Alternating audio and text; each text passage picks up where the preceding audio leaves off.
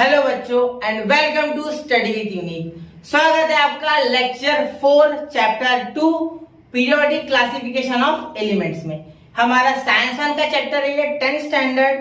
ठीक है, तो चलिए इसका लेक्चर 4 स्टार्ट करते हैं उसी जोश के साथ जो पिछला लेक्चर हमने लिया है वो एक बार जरूर देखना बच्चों, आपके पूरे कॉन्सेप्ट्स क्लियर हो जाएंगे regarding atomic radius, regarding metallic non metallic character, regarding column, group, period क्या है वो, हॉरिजॉन्टल रोज वगैरह सब समझ जाएगा आपको, मेरा गारंटी है आपको। अगर आप एक बार देखो तो आपको पूरा क्लियर हो जाए और कोई टेंशन नहीं। और वो सबसे इंपॉर्टेंट लेक्चर है इस पूरे चैप्टर का, क्योंकि उसी में सब कुछ है एक्चुअल चीज। ठीक है, तो चलिए शुरू करते हैं metallic and non metallic character. ठीक है, अब मैंने आपको पिछले लेक्चर में चिल्ला चिल्ला के कहा था कि metallic character left to right बच्चों कम होता है। ठीक है, समझ गए, लेफ्ट टू राइट बच्चों कम होता है। क्यों? क्योंकि एक इलेक्ट्रॉन ऐड होता जाता है उस सेम सेल में। सेम सेल में इलेक्ट्रॉन ऐड होने के कारण जो वीक न्यूक्लियर फोर्स है वो बढ़ जाता है। जैसे हमने एग्जांपल लिया था पिछले इसमें, एक लिया था हमने बच्चों लिथियम और उसके बाद लिया था ऑक्सीजन। ठीक है, और दोनों के एटॉमिक रेडियस हमने कंपेयर किए थे तब। ठीक है, तो अब मैंने शॉर्ट में आपको ये चीज बता दी। अब देखो मैं यहाँ कुछ भी नहीं, यहाँ से डायरेक्टली ये टेबल बड़ा कर देता हूँ। ये लेक्चर छोटा होने वाला है बच्चों, इसमें ऑलरेडी हमने पढ़ लिया है पिछले लेक्चर में, इसका भी तो टॉपिक था वो, लेकिन फिर भी आपको मैं थोड़ा बहुत अवगत कराना चाहूंगा। ठीक है, तो देखो डिक्रीजिंग एटॉमिक रेडियस क्या हो रहा है, एटॉमिक रेडियस कम हो रहा है। ठीक है, increasing electronegativity and non metallic character, left to right की बात कर रही है। ये सारी चीजें कब हो रही है, लेफ्ट टू राइट जाने।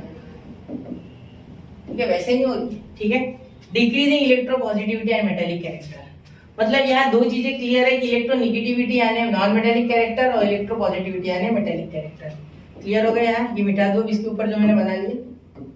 ठीक है, समझ गए, मतलब ये चीजें कब हो रही है, when we go from left to right, left to right जाने को। ठीक है, क्लियर है तक बच्चों? अब देखो क्या होता है, ये जिगजैग लाइन सेपरेट कर रही है, ये नॉन मेटल और ये क्या है, मेटल, सारे मेटल्स हैं। लेकिन इंपॉर्टेंट, मोस्ट इंपॉर्टेंट मेटल ये दो इसमें है सबसे ज्यादा इंपॉर्टेंट, और ये लास्ट वाला थर्ड ये इसमें इंपॉर्टेंट है। ठीक है, alkali metals, alkali earth metals. ठीक है, और ये सारे बीच में ट्रांजिशन एलिमेंट्स हैं। ठीक है, और ये हमारे हैं इनर्ट ग्रुप। ठीक है, और यहाँ हमारा ये जो है ये हमारा हाइड्रोजन है।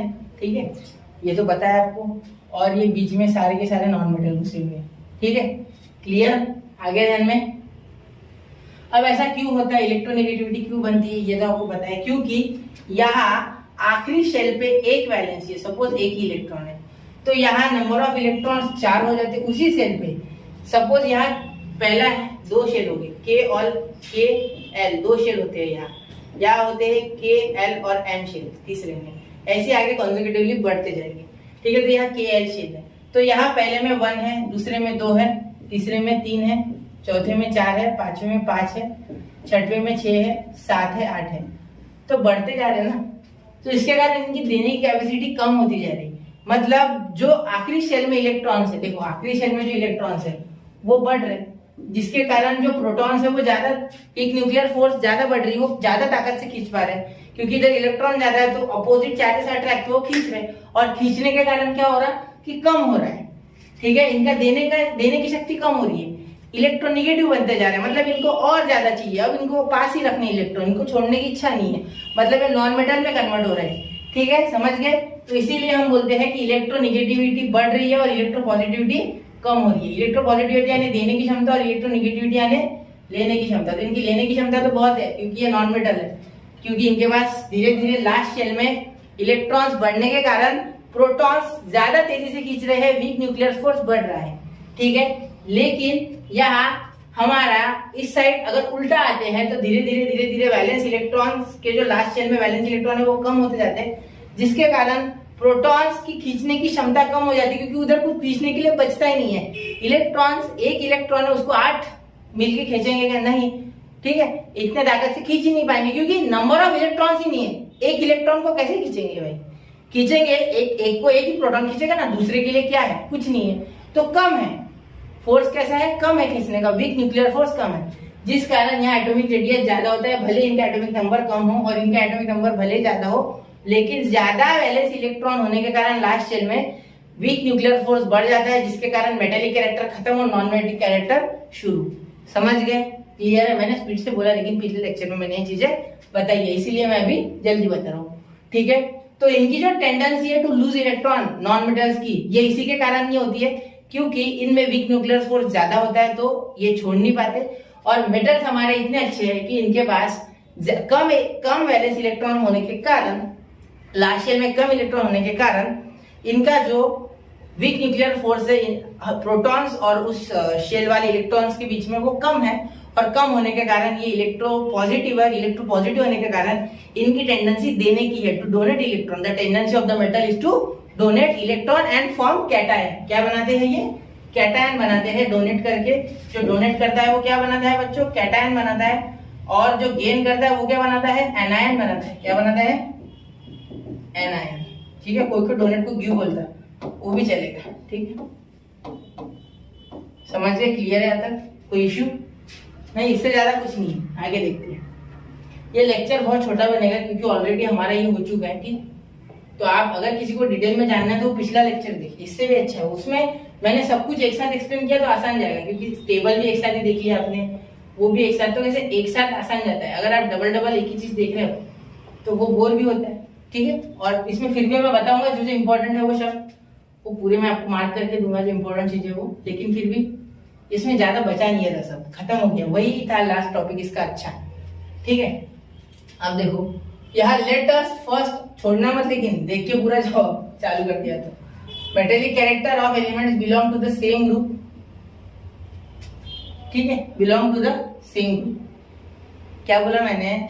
सेम ग्रुप में जो होते, देखो the period trend in the metallic character of the element is clearly understood from their position in the modern periodic table. Let us first consider the metallic character of the element belonging in the same group. While going down the group, a new shell gets added, बराबर, resulting in increase in the distance between the nucleus and valence electron. मैंने बोला था ना, जिसके पास ऐसे दो shell है, जैसे सपोज पकड़ लो आप लिथियम है ये, ठीक है, और अब नीचे आ गया हमारा पोटेशियम भाव, या सीधे सीधे पोटेशियम नहीं लेके आ, सोडियम भाव आ गया, ये हो गया 4 और ये 4, और एक इसके पास ये सोडियम भाव आ गया अपना।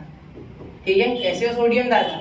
ये लिथियम दादा आ गया। ठीक है, तो देखो इसका और इसका, ठीक है, अगर कंपैरिजन किया तो इसका रेडियस ज्यादा है। क्यों? क्योंकि इसमें इतना बड़ा कवर है, कहाँ वीक न्यूक्लियर फोर्स काम करेंगे, पहले तो इनके साथ करना पड़ेगा ना। ये जो दूसरे शेल में जो इलेक्ट्रॉन्स है, ये देखो ये वाले कि एल वाले शेल के, पहले एल वाले शेल के करने होंगे इन्हें कवर, उसके साथ जमाना होगा प्रोटॉन्स को जो बीच में है वो, और यहाँ जो प्रोटॉन्स है वो इसके साथ डायरेक्ट कर लेंगे, इसीलिए यहाँ रेडियस क्या होगा बच्चों?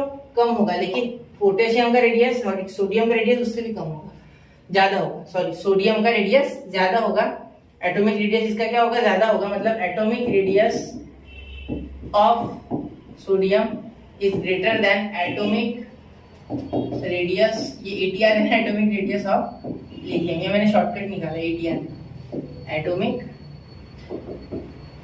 रेडियस। ठीक है, ऐसा बोल सकते। ठीक है, क्लियर है? यहाँ तक हो गया?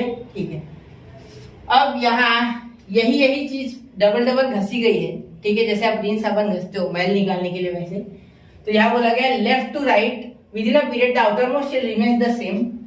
ठीक है, मतलब पीरियड में आउटर मोस्ट शेल सेम होता है, जैसे लेफ्ट टू राइट जाते हो, ठीक है, ऊपर से नीचे आते समय जैसे सेल बढ़ा वैसे ही यहाँ सेल नहीं बढ़ता है लेफ्ट टू राइट जाते समय। ठीक है, within the group shell बढ़ता है, within the period shell वही रहता है, उसमें एक इलेक्ट्रॉन बाहर से ऐड हो जाता है, जिसके कारण क्या होता है कि नंबर ऑफ वैलेंस इलेक्ट्रॉन बढ़ता है, जिसके कारण प्रोटॉन्स के साथ जो वीक न्यूक्लियर फोर्स है खींचने की शक्ति वो बढ़ जाती है, जिसके कारण शेल कॉन्ट्रैक्ट होता है, कॉन्ट्रैक्ट यानी छोटा हो जाता है उस फोर्स के कारण, और इसे ही हम एटॉमिक रेडियस का डिक्रीज कहते हैं।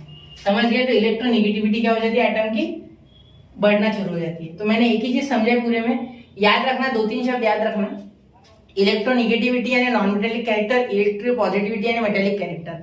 मेटेलिक कैरेक्टर यानी tendency to donate electron, non metallic character यानी टेंडेंसी टू गेन इलेक्ट्रॉन। दूसरी चीज, वीक न्यूक्लियर फोर्स बढ़ता है अगर लास्ट शेल में वैलेंस इलेक्ट्रॉन ज्यादा हो, वीक न्यूक्लियर फोर्स कम होता है अगर लास्ट शेल में इलेक्ट्रॉन्स कम हो। ठीक है, डाउन द ग्रुप इलेक्ट्रॉन्स जो वैलेंस इलेक्ट्रॉन है वो सेम रहते हैं, लेकिन एक एक शेल बढ़ते जाता है, जिसके कारण वीक न्यूक्लियर फोर्स कम होता है, और वीक न्यूक्लियर फोर्स कम होने के कारण एटॉमिक रेडियस बढ़ता है। लेकिन from left to right, as we go left to right in the modern periodic table, in the period one electron get added to the same cell, due to which the weak nuclear force increases, and due to which the the atom shrinks, it contracts. That's why the atomic radius decreases, and the metallic character also decreases, and it gets into a non-metallic character.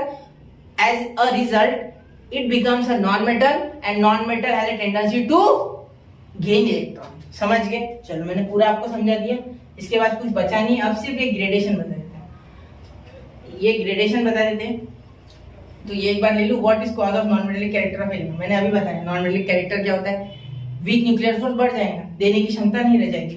What is expected trend in the variation of non metallic character from left to right, decrease या बढ़ेगा, बढ़ेगा या घटेगा, increase, left to right बढ़ेगा। देखो left to right non metallic character बढ़ेगा, नहीं देगा ना वो, इधर से इधर पूरे नॉन मेटल, इधर पूरे मेटल है, तो इधर नॉन मेटल है मतलब बढ़ गया होगा बीच में, तो इसीलिए मैंने बोला कि इंक्रीज। इसका सेकंड वाले का आंसर इंक्रीज। थर्ड वाले का, what would be accepted trend in the variation of non metallic character down the group, non metallic character नीचे जाते जाते कम हो जाएगा। क्यों? क्योंकि एटॉमिक रेडियस बढ़ेगा, वीक न्यूक्लियर फोर्स कम होगा, देने की क्षमता बढ़ेगी। बस इतना ही याद रखो, जिसको समझ गया उसको समझ गया। ये आप दो चार बार फिर से सुनो, आपको याद हो जाएगा ये सब। Gradation in halogen family, what is gradation in halogen family? The group 17 contains the member of halogen family. All of them have general formula X2, बराबर है, सबको Cl2 ही है, ठीक है। F2, chlorine 2 are gases, Br2, bromine, I2, ये ठीक है, bromine अकेला लिक्विड है, और I2 होता है हमारा, आयोडीन होता है सॉलिड, जो नमक में होता है। आयोडीन नमक पता होगा ना आपको, टाटा नमक, आयोडीन नमक। तो देखो ये एक आपको करके बता देता, देखो फ्लोरीन, सपोज फ्लोरीन पे बना लेते, तो फ्लोरीन कितने पे है, फ्लोरीन याद है? देखो क्लोरीन कितने पे है वो याद है सर? हाँ 17 पे हो, ठीक है। तो क्लोरीन 9, ठीक है, समझ गया ना? इससे कितना कम है, 9 पे है फ्लोरीन, तो फ्लोरीन बना लेंगे, फ्लोरीन छोटा है, ठीक है। तो ये देखो 9, 1, 2, इसे बना के बता देता आपको कैसे जुड़ा है ये एक दूसरे के साथ, 1 2 3 4, 1 2 3 4, बस ठीक, 3 7। अब ये दूसरा फ्लोरीन के साथ कैसे जुड़ता है एक बार बता देता आपको। देखो ये सिंपल तरीके से समझ लो, ज्यादा अंदर नहीं जाऊंगा इसके, ज्यादा केमिस्ट्री में चले गए तो समझ नहीं पाएंगे, ठीक है। भले आपको कोई डाउट हो तो मुझे कमेंट करो, मैं बता दूंगा। ये देखो ये 3, ये 4, ये 3, ये 4, तो अब इनमें क्या होता है, इनमें हम बनाएंगे शेयरिंग बॉन्ड। शेयरिंग पता है ना क्या होता है, शेयरिंग बॉन्ड पता है आपको क्या होता है, समझ गया ना? तो देखो शेयरिंग यानी ये एक अपना इससे दे देगा, मतलब ये ऐसे हो जाएगी, और यहाँ चाहिए इसके बाद 6 बचते, एक चला भी गया तो 6 बचेगा। देखो जिसे मैं गोल कर रहा हूँ ये चला भी गया तो 6 बचेंगे, तो ये दोनों यहाँ आ जाएंगे, और बचे हुए जो 6 है वो ऐसे हो जाएंगे 1 2 3 4 5 6। यहाँ देखो 1 2 3 4 5 6, तो आप देखो ये गिनोगे तो 8 हो जाएंगे, इसमें भी ये गिनोगे तो ये कॉमन हो गए, और बीच के तो 2 2 है ही। तो ये आ गया हमारा F2, ये था F और ये था F हो गया साथ में F2। क्लियर? ऐसे ही Cl2 वगैरह के आप मुझे कमेंट में करके बताओ, फोटो डालो कमेंट में चाहिए तो, ठीक है। तो यहाँ ये चैप्टर हमारा खत्म होता है बच्चों। इसमें मेन टॉपिक क्या था पता है क्या? मॉडर्न पीरियोडिक टेबल और मेंडेलियस पीरियोडिक टेबल, उनके डिमेरिट्स मेरिट्स, उनमें कौन से लॉ लगते हैं, ठीक है। हेनरी मुसले को धन्यवाद, क्योंकि उन्होंने इतना अच्छा हमें लॉ दिया, एटॉमिक नंबर के कारण ही मॉडर्न पीरियोडिक लॉ बना है, ठीक है। तो इतना अच्छा टेबल दिया, 118 एलिमेंट दिए। उन साइंटिस्ट को भी धन्यवाद जिन्होंने वो टेंथनाइट एक्टिनाइट सीरीज कंप्लीट की, जिसके कारण आज मॉडर्न पीरियोडिक टेबल कंप्लीट है और 118 एलिमेंट हमारे पास है, और उससे हम अलग अलग तरीके की खोज कर रहे हैं, समझ रहे हो ना? तो इसीलिए मैंने उनको धन्यवाद दिया, ठीक है। और आपको भी धन्यवाद कि आपने आपके प्यारी आंखों से ये प्यारा सा चैनल और एक प्यारा सा लेक्चर देख रहे हो, ठीक है। लेकिन पिछला लेक्चर जरूर देखना, वो और भी प्यारा है, ठीक है। तो समझ रहे हो? चलिए फिर पढ़ते हैं, आगे बढ़ते हैं, और साथ में अगला चैप्टर जल्दी से चालू करूंगा, इसके नोट्स लेके आऊंगा, इसका साथ ही में मैं इसका आपको एक्सरसाइज भी कराऊंगा पूरा, ठीक है, और बताऊंगा भी कौन सा क्वेश्चन कैसे सॉल्व करना है, ठीक है। तो चलिए मिलते हैं अगले चैप्टर के साथ एक नए जोश के साथ, तब तक के लिए जय हिंद जय भारत।